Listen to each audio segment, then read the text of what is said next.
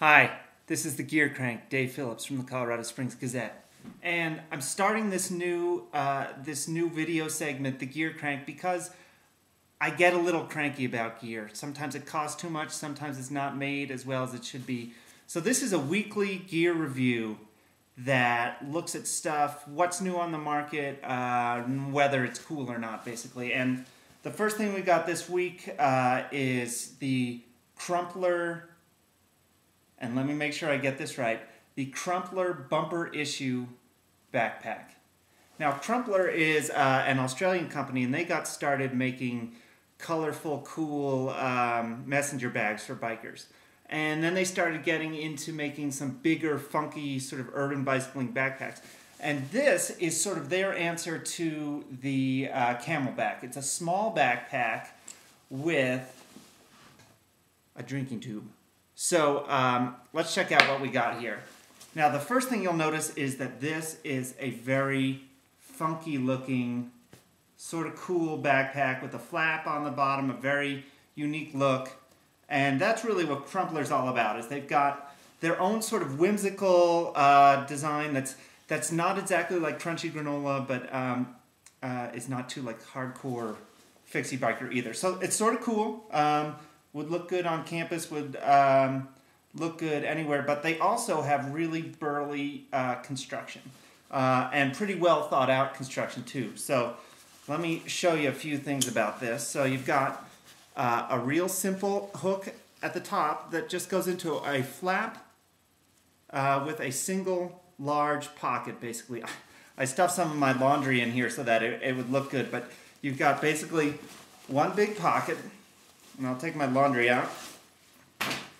So you can see one big pocket, and then just another little side flap in here for the drinking tube. You also, let me see if I can show you this, have on the sides a little zipper pocket for your keys or a map or your phone or whatever. So that's cool. And then on the sides, what's nice is, let's say that in this little backpack there you might have something you can't fit, whether it's a bulky jacket or something. I actually took the skiing, backcountry skiing the other week and couldn't fit my shovel in here. So you've got these nice side clips where you can clip on extra stuff. So, and these are really well made. I don't know if you can see this. It's a really tough woven nylon. They're just really solid packed. Now the thing, one of the things that's interesting about this pack is the water bladder in here. They didn't go with a design that's exactly like sort of the industry standard Camelback. They've got this weird top, which is basically, let me show you how this works. It is a, if I can figure it out. Okay. It slides off like this. And then you've basically just got a full top, almost like a river bag, and the whole thing opens.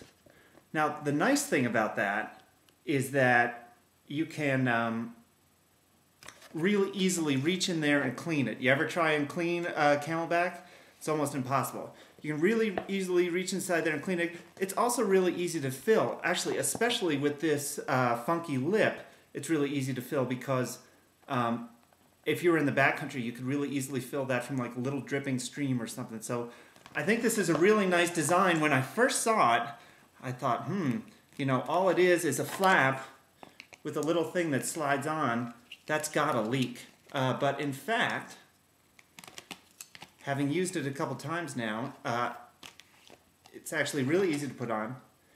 And I haven't had it leak once. So, I mean, that's pretty cool. The one thing I don't like about it is it slides in, it's got its own thing in there, and then it comes around and comes right out of the shoulder strap. But the one thing I don't like about it is the top. Okay, on the top they put this silly little cap you're supposed to take off, and then it's supposed to just hang there. And then if you look at the top, it's got a little bite valve, very similar to a Camelback.